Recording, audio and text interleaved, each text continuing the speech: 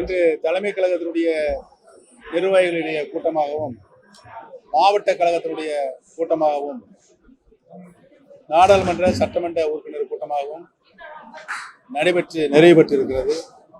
இந்த கூட்டத்தில் கோவை மாநாடு நடைபெறும் என்று ஏற்கனவே அறிவிக்கப்பட்டிருந்தது. தவிர்க்க முடியாத காரணத்தால் அந்த மாநாடு இன்னும் ஓரிரு தினங்களில் அந்த மாநாடு எந்த தேதியில் நடைபெறும் என்று அறிவிக்கப்படும்.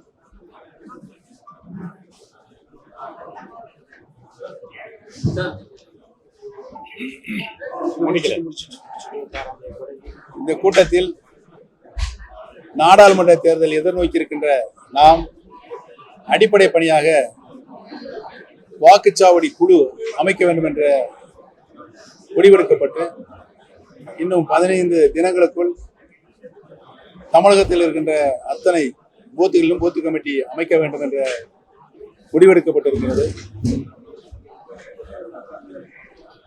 இந்த பணியை துரிதப்படுத்துவதற்கு 26/12/2023 தொடங்கி தினந்தோறும் காலையில் ஒரு மாவட்டமும் மாலையில் ஒரு மாவட்டமும் வருவாய் மாவட்டமாக தலைமை கழகத்தினுடைய நிர்வாகிகள் அனைவரும் அந்தந்த வருவாய் மாவட்டத்திற்கு சென்று ஆய்வு செய்ய இருக்கிறோம் என்ற நல்ல தகவலையும் உங்களுக்கு தெரிவித்துக் கொள்கிறேன்.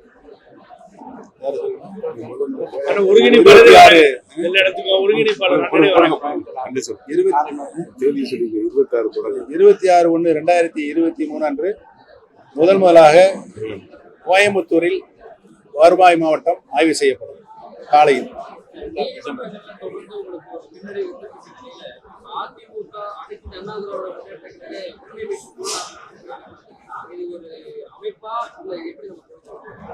தொண்டர்களுடைய உரிமை பறிக்கப்பட்டிருக்கிறது.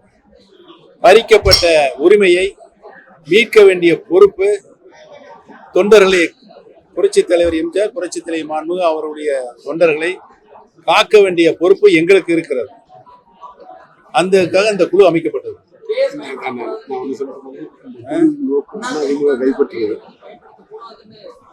அதாவது இந்த மீட்பு குழுவினுடைய கடமைய அதிமுக அண்ணாவின் அண்ணனுடைய தலைமையில் ஒருங்கிணைப்பாளர் அந்த சட்ட விதிகள் படி காப்பாற்றுறதுக்கு அமைக்கப்பட்டிருக்கு இந்த குழு. ஆமா, நாங்க தான் வழக்கு இருக்க உச்ச நீதிமன்றம் ஜனவரி 19 அதனால அந்த தீர்ப்பு எங்களுக்கு சாதகமாக வரும். அது வரைக்கும் இந்த மீட்பு குழு போராடும். அடுத்த கேள்விக்கு போங்க. அடுத்தது சொல்லுங்க.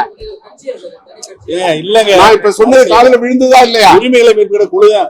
உரிமையை மீட்கிற குழுனா அதிமுக ஒருங்கிணைப்பாளர் அண்ணன், இணை ஒருங்கிணைப்பாளர் இந்த கட்சிக்கு இருந்தது, அது தொடரணும் அப்படிங்கிறது தான்.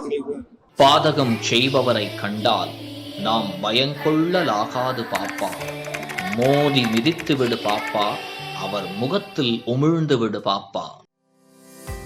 அண்மை செய்திகளை உடனுக்குடன் தெரிந்து கொள்ள இணைந்திருங்கள் இயம்நாடு தொலைக்காட்சியுடன்.